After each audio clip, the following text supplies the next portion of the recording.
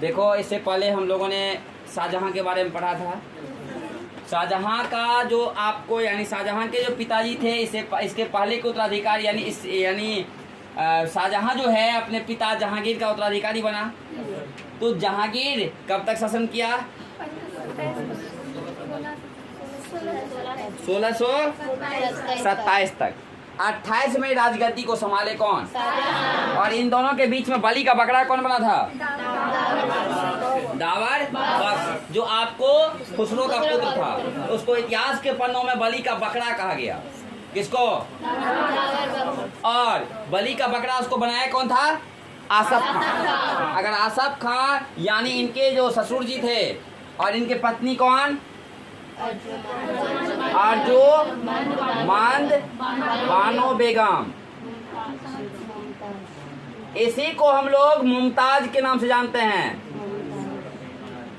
मुमताज के नाम से। और इन्हीं के जब 1631 में देहांत हुआ, इसी के देहांत के बाद आपको शाहजहां ने यादगार के रूप में एक स्मारक अर्थात प्रतीक चिन्ह के रूप में बना दिया, यानी ताजमहल। कहाँ? आगरा। कहाँ? क्योंकि यहीं आगरा में ही ना इन्होंने आपको राजगद्दी को संभाला था, राज्याभिषेक हुआ था इसका। तो आपको देखिए, और यही अर्जुमंद बानो बेगम जिसको मुमताज कहते हैं आप, इसका देहांत प्रसव के पीड़ा के वजह से हुआ था। मैंने बताया था आपको कि माँ एक बच्चे को जन्म देती है, वो कष्ट का आकलन नहीं किया जा सकता है कि माँ कितने कष्टों का यानी आपको सहन करके और कितने कष्टों का सामना करके एक बच्चे को पैदा करती है। इसलिए देखिएगा, जब कोई बच्चा माँ के साथ अभद्र भाषाओं का प्रयोग करता है तो माँ को बहुत ज़्यादा कष्ट होती है, क्योंकि माँ ने एक बच्चे को पैदा करने के लिए अपनी सुंदरता को तो खो ही दी, साथ ही साथ आपको अनेक पीड़ाओं को आपको यानी कष्टों का सामना की। कौन? माँ। और कहावत है कि 20 हड्डी टूटने के इतना जो दर्द होता है, उतने दर्दों का सामना करके माँ एक बच्चे को तो ये 14 बच्चे को जन्म दी थी, जिसमें 7 का देहांत हो गया था और आपको 7 बचे थे, जिसमें कि 3 बेटी। कौन कौन? जहांरा, रोशनारा, मोहनारा, जो आपको इससे पिछले वाले भाग में मैंने बताया था। इसके अलावा 4 बेटा आपको दारा शिको, औरंगजेब, मुराद बख्श और शाह सूजा। ये 4, और चारों में उत्तराधिकारी की विवाद हुई। याद कीजिए, आपको मैंने कहा था बहादुरपुर में लड़ाई किया था कौन? दारा शिको और शाह सूजा। फिर इसके बाद शाह सूजा जैसे साइड हुए तो लड़ने लगे दारा शिको से कौन? औरंगजेब। और औरंगजेब जो है राजगद्दी को हथिया लेते हैं। इसलिए हम लोग कहेंगे उत्तराधिकारी की 4 लड़ाई, बहादुरपुर, धर्माट, सामूगढ़ और देवगढ़, ये 4 युद्ध हुआ था। तो जाकर के राजगद्दी को हथियाए थे औरंगजेब। लेकिन मैंने कहा था कि आपको शाहजहां में ये बातें आई, जैसे कि आपको मुमताज जब मौत होता है मुमताज का, यानी आपको, तो इसके बाद आगरा में आपको क्या बनाया गया? ताजमहल बनाया गया। क्या बनाया गया? ताजमहल के बारे में आप लोगों ने जाना था कि ताजमहल का यानी स्थापत्य कलाकार उस्ताद अहमद लाहौरी था। बोलो, पढ़े थे ना? कौन था? उसके अलावा आपने जाना था कि आपको उस्ताद ईसा ने ताजमहल की रूपरेखा तैयार किया था। कौन? किसके कब्र पे? मुमताज के कब्र पे। मुमताज का यानी मूल नाम क्या था? अर्जुमंद बानो बेगम। अर्जुमंद बानो बेगम, जिसके पिताजी कौन थे? आसफ खां, और माता दीवानजे बेगम। यानी आपको इनके मौत के बाद ये आपको आगरा में अर्थात उत्तर प्रदेश में क्या बनाया गया? ताजमहल, जो आज भी लोगों को यानी प्रतीक चिन्ह के रूप में, यानी शाहजहां ने, आप बार बार सुनते होंगे बचपन से कि शाहजहां ने मुमताज की याद में ताजमहल बनवा दिया, तो वही ताजमहल की बातें। इसके अलावा आपने जाना था कि आपको इसके ही दरबार में मयूर सिंहासन निर्माण भी करवाया गया था, शाहजहां ने करवाया था। कौन? और आपको अगर देखी जाए, इसके कलाकार थे बेबादल खां।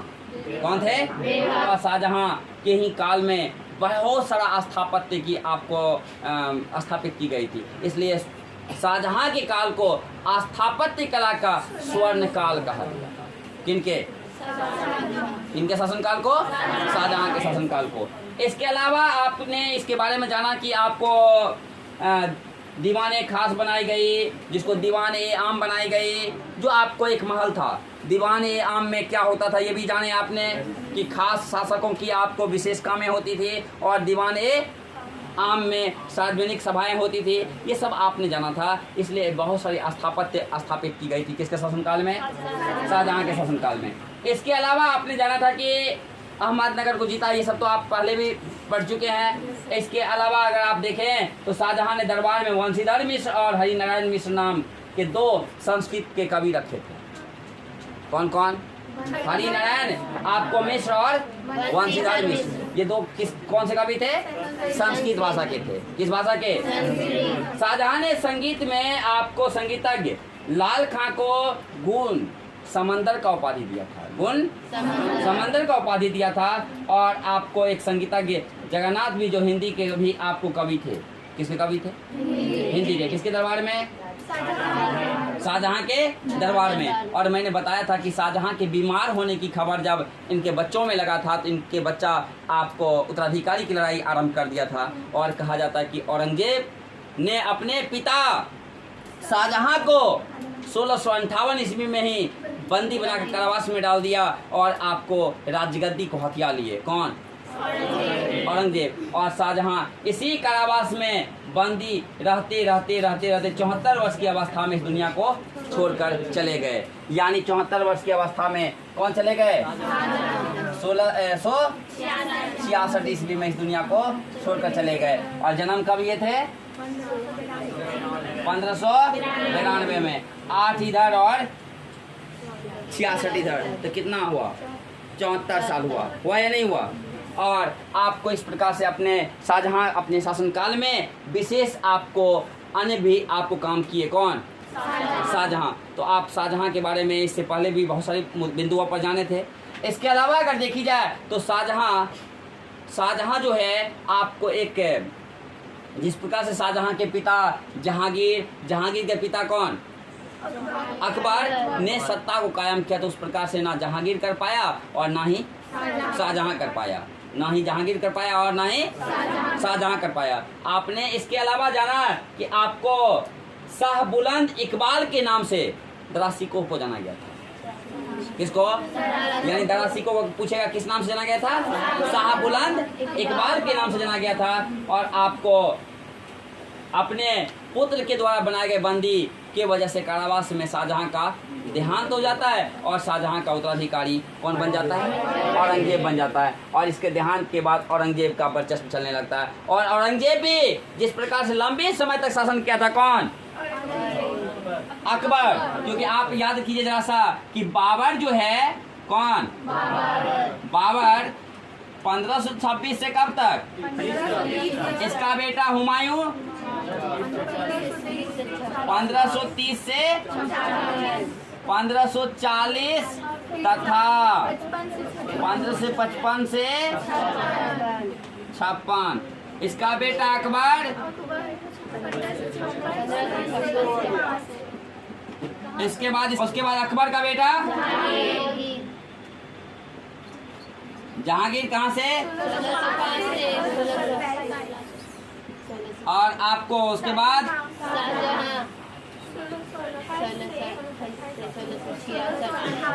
1658 तक, क्योंकि 1658 में ही आपको औरंगजेब आते हैं। 1600 ये रहे 1707 तक। ये हम लोग आगे पढ़ेंगे किसके बारे में? तो आपने देखा कि इस प्रकार से आपको तो सबसे लंबा काल किसका रहा? ये आपको 1556 से 1605 ईस्वी तक राजगद्दी को संभाले। कौन?